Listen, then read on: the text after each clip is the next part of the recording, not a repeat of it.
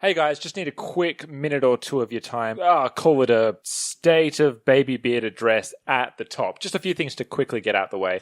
First of all, audio sucks. Now, we planned our collab with the One Good Thing podcast for the episode Time Keeps on Slipping this week, but our equipment pretty much hates us, so that recording just gets a slight delay for 1 week while we think about what we did and basically atone for our sins. What does that mean for this week? Well, we're going to take a trip back in time with our trusty microwave to episode 0, where 3 fresh-faced Aussie boys sit down in a hot room to talk Futurama for the very first time. Now, for you keen-eared listeners, that means the return of Sexy Chris. Speaking of Sexy Chris returning, Sexy Chris is returning. Now, for those of you who don't know, Chris left us around episode 14 or so to study and be a fancy director. But 1 year later, he is back and he's a fancy director. But, lucky for us, he still fancies Futurama. I bring you guys this good news to soften the blow of some bad news. After this week's episode, we lose James from Shut Up and Take My Podcast. James has been with us from the very beginning, but alas, life calls and he had to make a pretty hard decision. Now, James is a super talented cameraman and filmmaker, among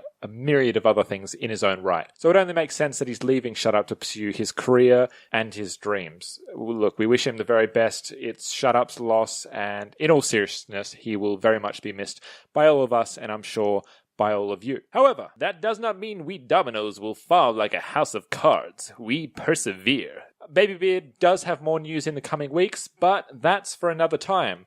So the last thing I really have to say is thank you guys, all of you listeners, for sticking with us, and for any new people for sticking past the first 2 minutes right here. We appreciate your ears and everything else that goes along with them. So without further ado, enjoy the episode. Baby Beard! 90s to a T. Yeah. Massive champagne, I will call it champagne. Oh, no, we got so many good episodes to watch. Oh, wait, I'm getting it. Nope, changed my mind. Boom. This is funny until you have it. No, but seriously, wave after wave of men. That in the future there's an owl problem. Sorry, but like, his name's Huge Ass. Not So huge. do you listen to our podcasts? I'm sorry. We're whales on the moon. We carry a harpoon. God damn, I hate that we said that. Bit of banter. Banter? Bender? The Bender? Bender banter. What do you call it? Bonder. The Bonder. Bonder. Freud, Bonder, and Lowley. I remember Bonder. I remember Bonder fondly. Zoidberg. I found out Zoidberg's first name. His first name? Yeah, What is it? John. Yeah. Is it really John A. Zoidberg. What's the A stand for? A. Probably So it's A. another Simpsons. We don't do middle names. Well, there's only... Well, so far, and from what I remember, there's only one Simpsons quote. Well, first of all, there's only one Simpsons reference in the entire pilot episode. I don't think they reference much Simpsons ever again. They do the... No, they do. The Bart doll on... They have Yeah. Bart doll. The Bart doll, in the pilot episode, they've got Blinky, Yes. Yep, Three-Eyed Fish, and then just sci-fi references out the arse. Yeah, well, that's what you got to do. Yeah, exactly. Like, the very first image is Star Trek crossed with Donkey Kong. Yeah, it's a good thing. Like you first see Star Trek, like you hear the Star Trek song, and you see Star Trek imagery, and when he first sees the city, you hear the horn. That's the Star Trek horn. You see Leonard Nimoy, of course, and there's like tons of Star Trek references, and it's great because you're trying to get the sci-fi fans in. Yeah. Obviously, and plus like this whole like him wanting like in Star Trek Future, it's like this perfect utopia.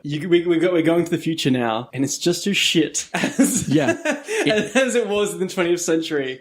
Only it's just more futuristic, but the people are the exact same. Exactly. Assholes they Like, always were. the world has gotten faster. Yeah. It's just shitter. not better. It's No, not better. Well, it's not worse. It's just not better either. Yeah, you Like, there are suicide booths now to help with that see, pesky it's living. more efficient because there's probably more population. You have to be more All right. efficient. I don't have an intro, but I think I've got one. Let's just do it. Sure. Shut up and take my podcast. Yeah, pretty much.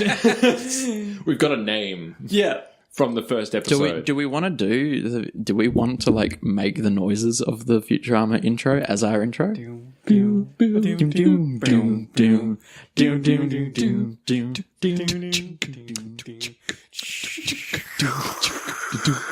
All right, well, that was a bad suggestion. Shut up and take my podcast. This is episode 0. It's the worst. Do you want to restart? No, that? we're keeping it in. Okay. It's fine. So yeah, this is the Futurama podcast, and we can call it the only Australian Futurama podcast. Trademark. License. Copyright. Don't say those words. No, okay, take it back. You've just called out Fox and Comedy Central. Hey, they don't know my name. Okay. Those are fighting words. Oh, well, that's a perfect intro. I am Sean, and I am joined here by Chris. Hello. And James. And we're just here to talk about Futurama, pretty much. So before we go into episode by episode, which is basically what this series is going to be about, I just thought it was a good opportunity to talk about Futurama as a whole.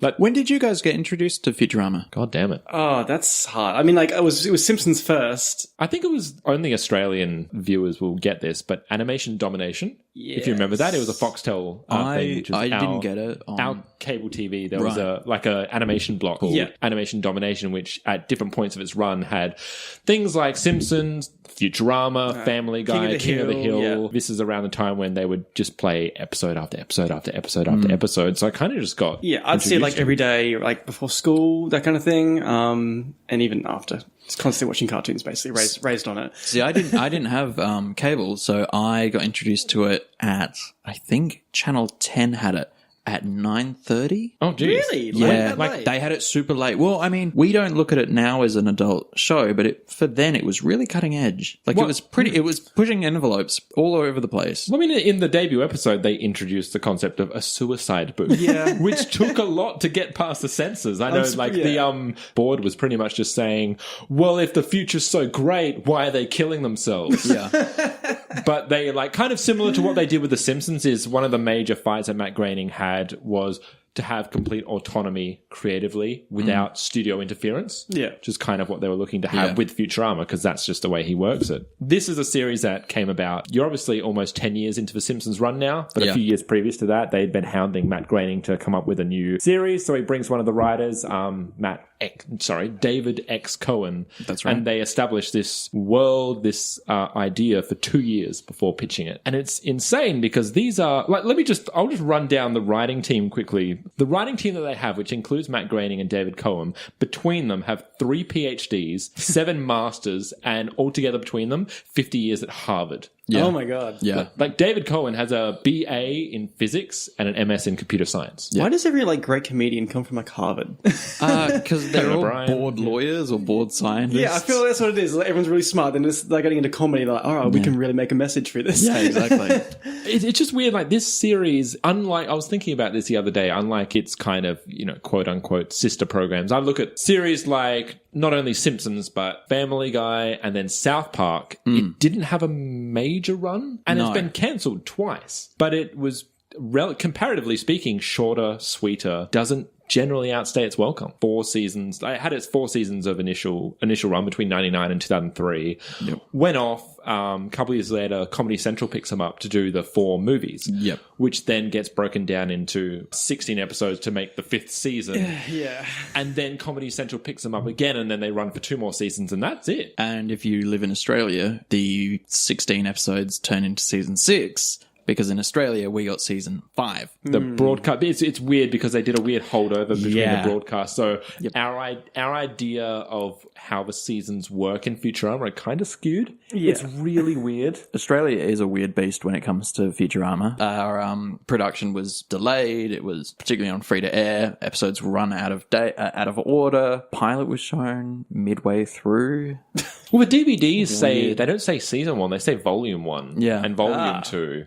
Yep. And it's kind of the effect that our American Dad DVDs have, which is the same deal. Oh, really? They're volumes. I think now in later seasons they've moved to seasons, but initially it was just they had a lot of episodes that they just held out and then just moved it into the next production season. I always counted the idea of volumes as money-making schemes. Mm-hmm. It's like, what do we have? I was looking at my shelf at work the other day, and there's the TV series A Place Called Home, which has season 1, disc 2, as just a separate thing to purchase. Oh my God. But they've also got season 1, season 2, season 3.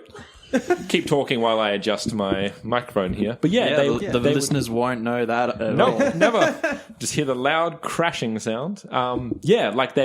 They'll release these DVDs in both their seasonal order, but then also break them down. Yeah, I didn't think they did that for actual television shows. They do it in volumes or blocks, and I'm not sure why they originally started doing that. I guess it's a trend that I'm not very happy with. Look at The Office. The Office goes Office season 7. Part 1, Office Season 7, Part 2, And that's how they're releasing their DVDs. So you have to buy 2 DVDs to get one whole season. And they're not even long seasons. Harsh. Not happy with that. Yeah. What are you looking at? I was just checking the Futurama release thing.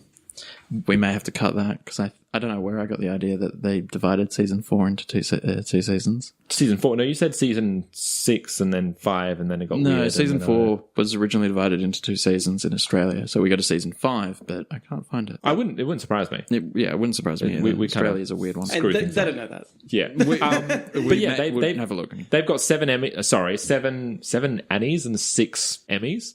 Yep. The first one comes from the second episode. That's their first nomination. Oh, really? And the animation already, like from early on, I realized looks quite crisp already. Like, Oh, yeah, they've definitely. already, and you know, they've got the benefit of having already done Simpsons, but they've got Rough Draft Animation is their animation company, and this is a TV series that you see really blending in 3D Yes. with 2D. Like that's like a major part of their style. They're really kind of blending CGI with hand-drawn animation. You're also getting like hand-ins. You're getting like depth of field in cartoons. Like, can you imagine what Futurama would have been like if it was made when The Simpsons first started? Oh, it would How shoddy it would have been. I feel like it would have just been canned It would have then been, and there. It would have been the Jetsons. Yeah, Except definitely. a little bit edgier and just terrible. The Jetsons seemed a bit smoother than the first Simpsons, alright? Oh, yeah, that's true. The way they look at the future, not kind of steely, and then they talk about this, it's not, you know, steely and cold like, say, Blade Runner. Yeah. And it's not just everything's fantastic and space agey like the Jetsons. Like you Yeah. said, it's just they wanted their own style, the idea that the future has evolved, but things still kind of fuck up and break and don't really work. Yeah, and there's like it's a grounded.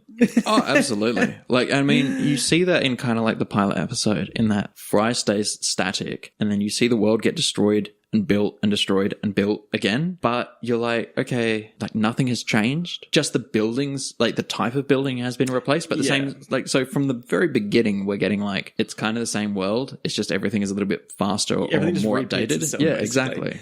I also got to know, like, the entire city gets destroyed except the building he's in. Yes. And it's fine. It's that fine. building should technically be under New York because that's part of old New York. Yes. So it's a heritage listed building, 1,000 years old. Yes. That's technically above where it should be. Yes. And it's like continuity.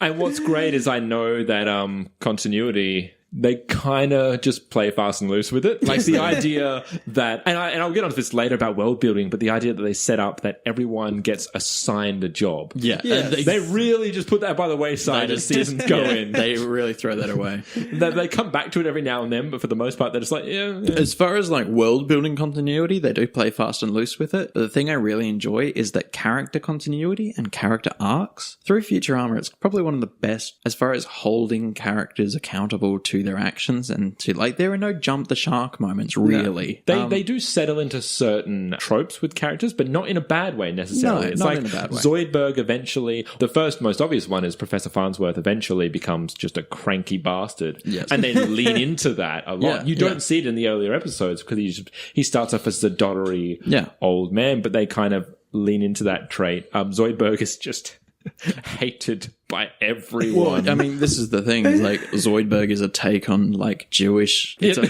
a deconstruction of like the Jewish lawyer doctor trope. They're all deconstructions of kind of modern day things, which is great. Yeah. But yeah, you talked about world building. It's just, that's to me the absolute strength of Futurama. And it's why I like a lot of sci-fi in general. Just, I love series that are just create their own rules and their own ways of establishing the world. Just ideas like the technology of talking heads. Yeah, but Which like- obviously allows them to comment on Modern day modern stuff. day society. Yeah, but it's such a great thing. Like, instead of just having a sci-fi series in the future, you got to grab someone from the past or from our era, and then you can constantly reference, and you can constantly, with the talking heads, you can constantly bring stuff up back from the past. Yeah. And you can still make jokes that we'd get today rather Yeah, than completely absolutely. alienating everyone. And it's a great, you know, it was the Red Letter Media guys who went on and on about protagonists in like the Star Wars Episode 1 thing that they did, if you guys have seen that. But Fry is the perfect protagonist because we learn everything through his eyes. Yeah. Everyone knows everything.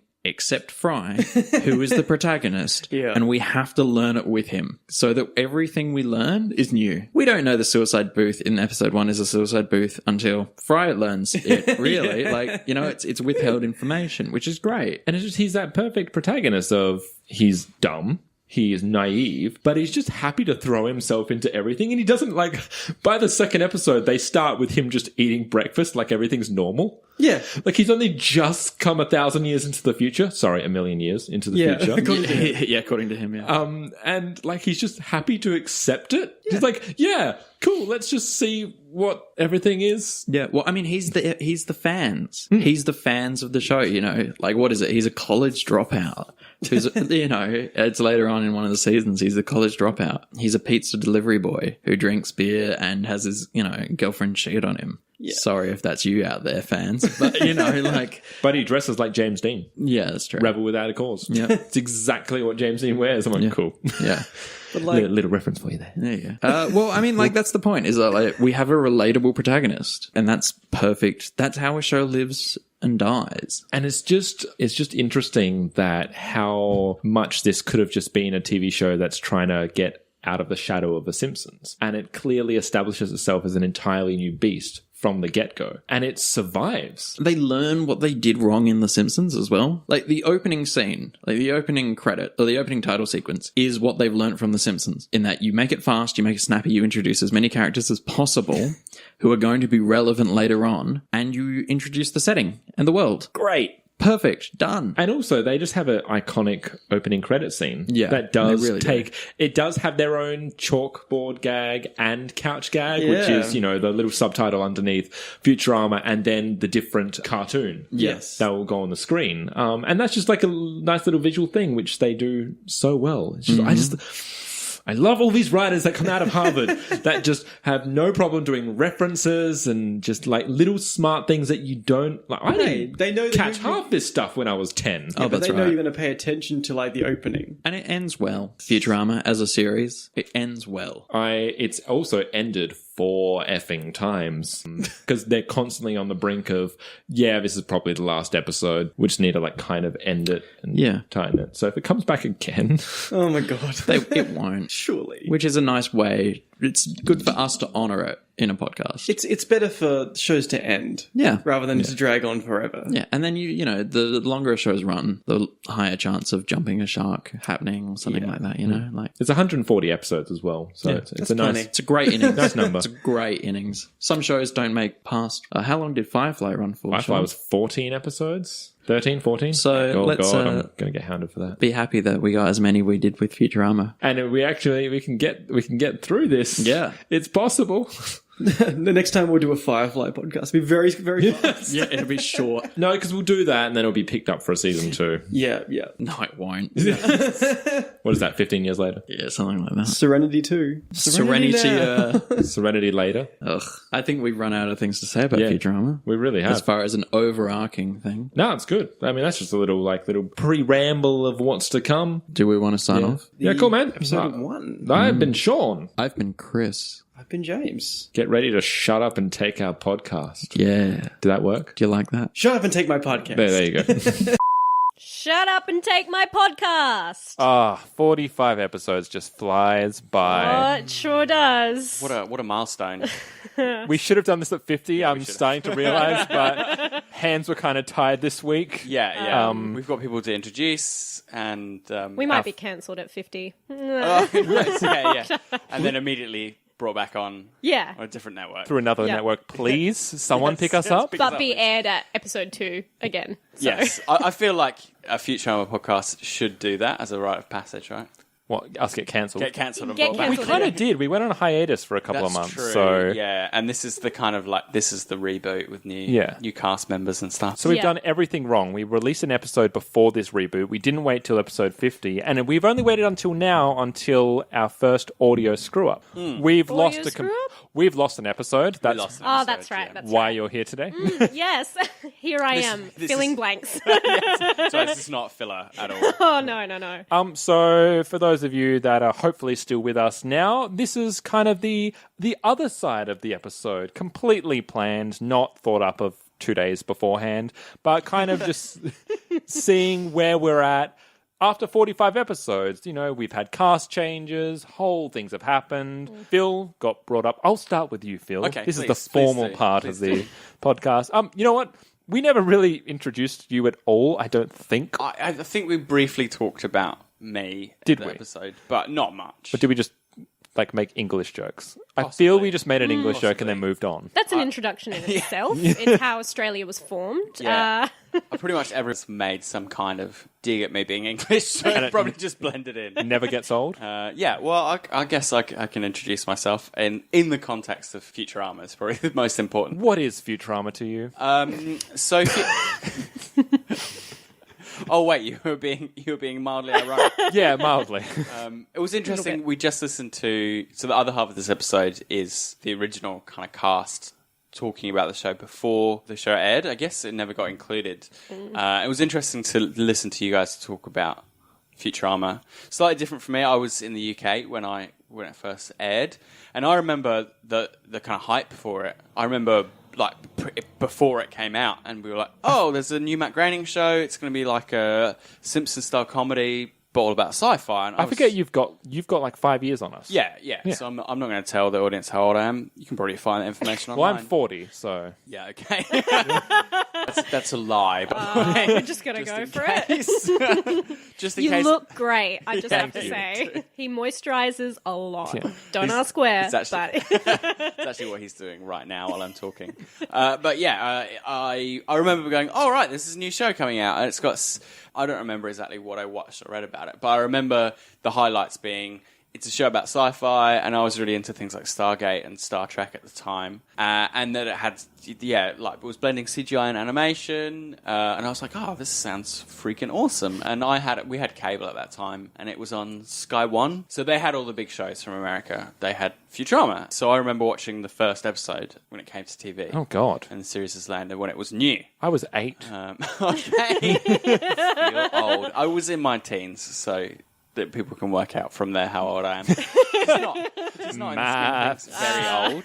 It's not very old. Yeah, and it was really exciting and different and great. I liked it a lot better than The Simpsons. The Simpsons at that point didn't resonate that much with me. I liked the kind of as absurdist elements in The Simpsons. I realised, does it feel weird watching... we've never even addressed this point. Does it feel weird just watching it episode by episode again in our question mark age bracket that we are now? I'm still young. Yeah, there you go. I don't know about you guys. This podcast ages you. I've never done that before. Just sat down and watched a series from the last one I did that for was Friends. I think where I just went and binged the entire season. I've never binged an animation. Like a really long running series. Yeah, and the fact that we're actually doing it the way that we would a normal TV show, which is you have to wait every week. Because we record, as we know, we record week on week. Oh, and not 4 episodes. No, at a time. never. I did that pretty recently but it's completely different because I did it with Sailor Moon. And so growing up, I had the weird, American Western import version, which had, different voiceover. They changed Uranus and Neptune so that they're not lesbians. They're cousins. Wait, they were lesbians? Yeah. Oh. Look, my Sailor Moon credibility isn't huge. They're So. lesbians, Harold. Mine's non-existent. So.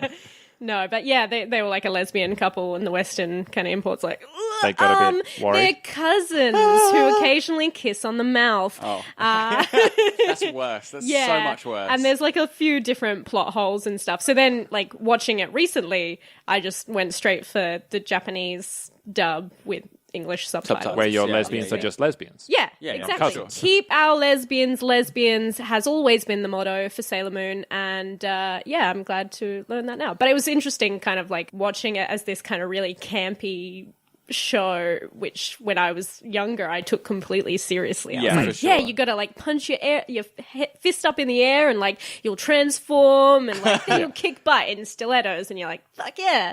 That better articulates my question, which was because I fucked that question up. Basically, what I mean, I know what you mean now. We are nothing if not over analytical on this show. Yeah, sure. And the majority of not even just the cultural references, but the thematic references flew over my head as a 10-year-old. Yeah, I mean, I think watching it with the knowledge that I'm going to talk about it for 45 minutes does change how I watch the show.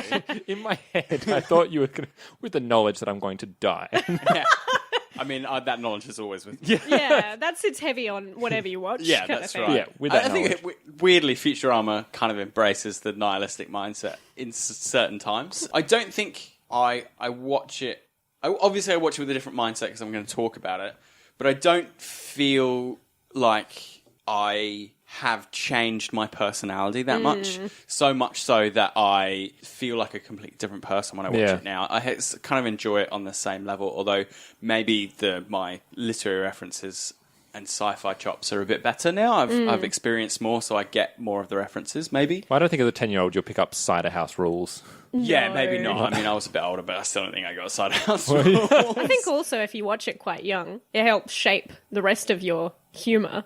Well, so yeah, for sure, in that way, yeah. returning to it is just a nice kind of like, yeah, this is where I came from. And in most points, you kind of find it funny. Usually you have to go back and be like, am I going to enjoy this now in a kind of ironic, guilty pleasure, campy way? Or am I going to invest a bit more in it? Because Futurama has that plus where it's got some emotional impact. Like, you know, they actually focus on the characters. It's not just kind of like, I mean, Simpsons does that too, but kind of it became a shadow of itself and it's just all about the quick jokes. Yeah. Whereas yeah. before you can watch any old season of The Simpsons and just be like, yeah, this is all about the characters. And because it's coming from the characters, the jokes will always land in some form or another. Yeah, and that's Futurama right. is similar to that. So Having it ages said all right. that, we ran into this thing with Death by Snoo Snoo, right? The Amazon Women in the Yeah. Mood. We were like, this episode's great, and it's on everyone's top 10 list. And then we watched it and we're like, It's this not. isn't as funny when you're not a teenager Yeah, anymore. exactly. Snoo Snoo takes on new meaning When you've for had, us like- as adults. Yeah, that's Yeah. right. It's like Snoo Snoo is way funny when you haven't had it. I mean, Yeah. obviously, go listen. Haven't had Snoo Snoo? Yeah, Yeah. Go listen to that episode where we talk about that. Yeah. We won't rehash it. There's a point that I only just articulated a few weeks ago is what is the point of this podcast? I mean, obviously it's to find out what we believe is the best Futurama episode, but more to the point, I realize there's a central question. Is it not going to be Jurassic Park? Look, I think you've listened to some of the podcasts. Yeah. I hope. To you, what is the show, our show, about to do? Yeah, with it? well, I mean, I was saying this to Sean before, but it's kind of like constructive shit talking where you love a thing so much that a lot of your not personality, but your humor and your references are kind of based around it, which I think Futurama is for most of us, kind of being one of those quintessential early animation things where it's like, it's not just for kids, we can play with other themes. So to like take that where everyone knows and loves a thing enough that you can just kind of quote it and talk about it, but then actually sit down and kind of watch it and say, what's important to us? What do we really like and what do we really dislike in a way that's kind of still fun and reiterating that, yeah, I still love the show, but I can also point out that this is a big inconsistency or, you know, why doesn't anyone get sorted into jobs? They're just going to ditch it. It's fine. Point out the animation that maybe you can't really appreciate as a kid. It just looks pretty, but now you actually realize the effort that goes into it. But what was where James talks about the building that Fry's frozen in, like, doesn't get destroyed? Yeah. And it's I like the only once remaining thought about that. No, neither had I. And I just listened to that. I was like, it's a really good point. I mean, I was look, there when he made the point and I forgot all about it. They built them better back in the day. That's right. But just that one building. Yeah. Everything else is buried in the sewers of old New York. To be fair, I feel like that does make sense if it's a cryogenic chamber. you wanna- You don't want all the bodies you froze to be suddenly then, like, that's another issue. You got to think, okay, we're freezing these people to then revive thousands or, you know, millions of years in the future.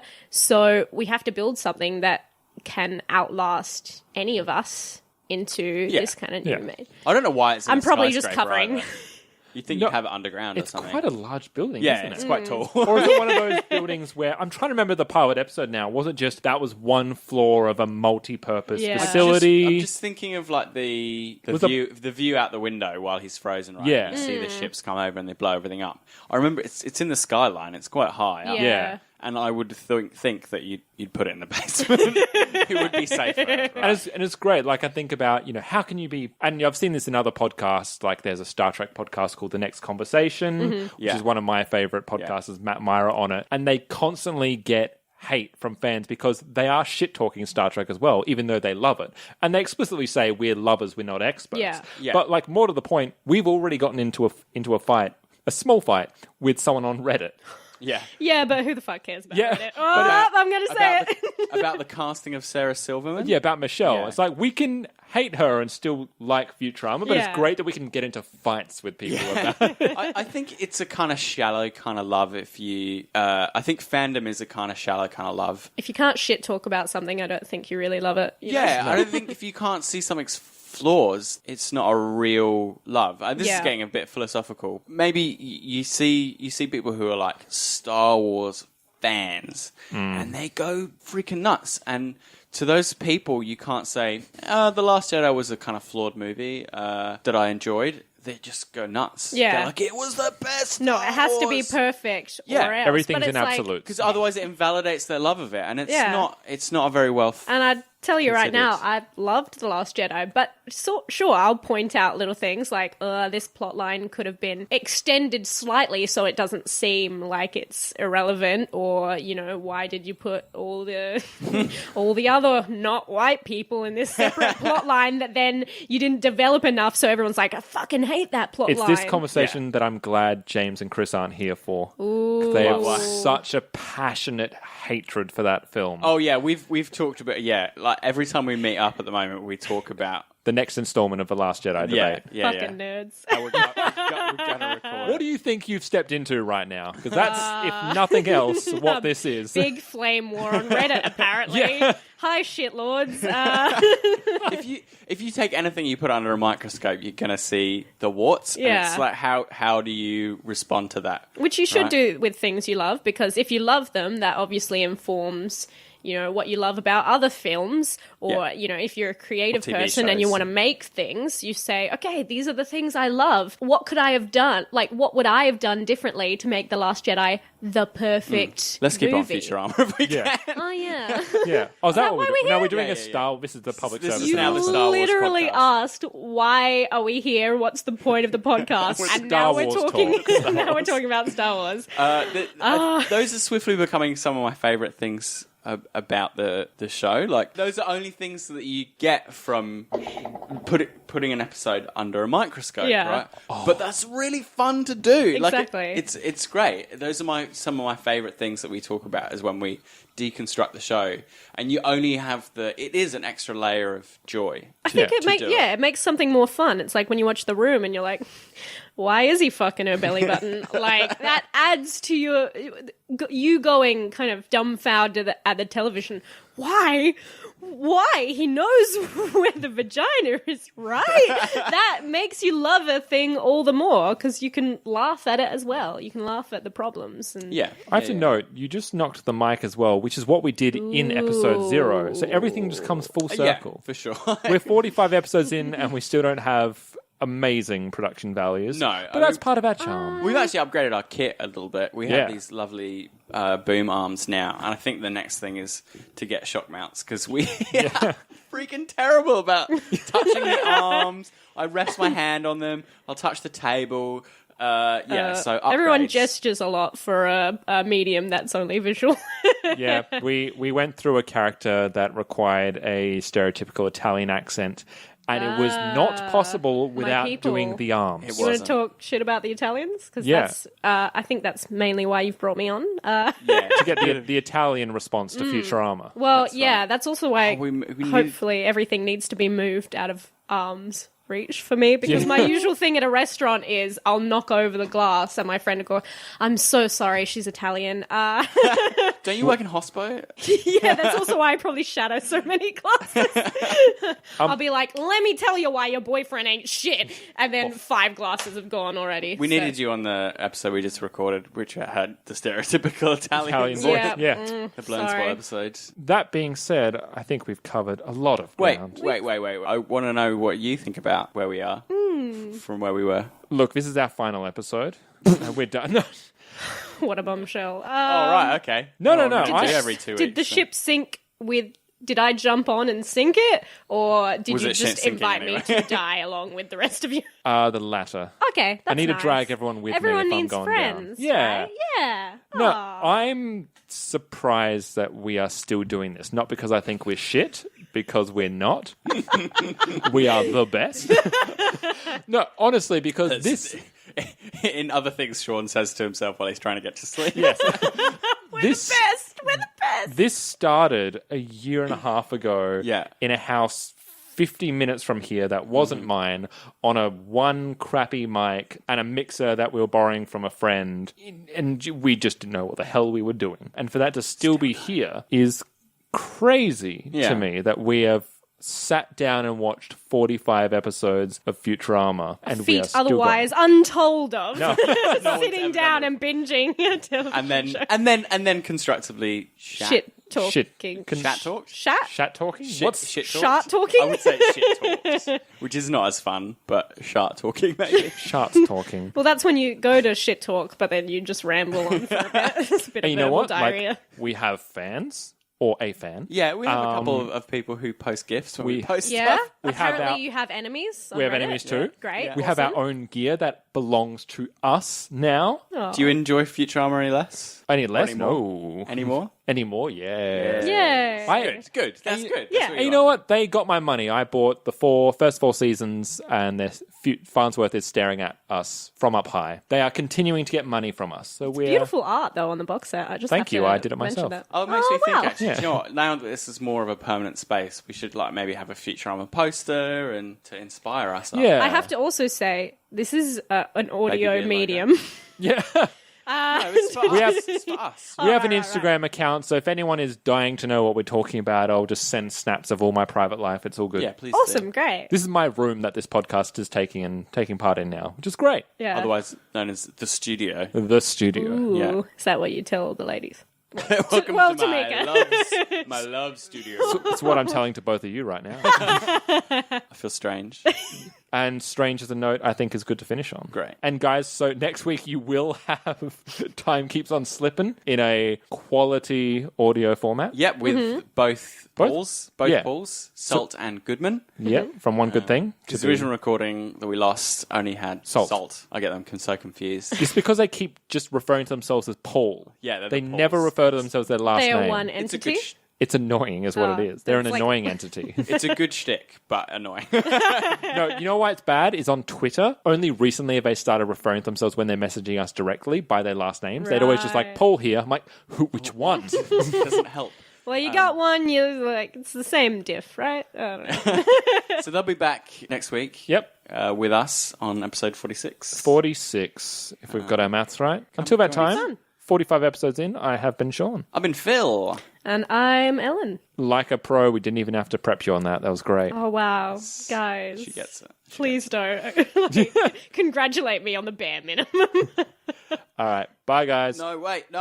I see what we're doing here. And guys, if you want to get in contact with us, as per usual, babybeardmedia@gmail.com. You'd think after 45 episodes I'd get this. If you want to get in touch with us or share anything with us, then find us on Facebook, Instagram, or Twitter.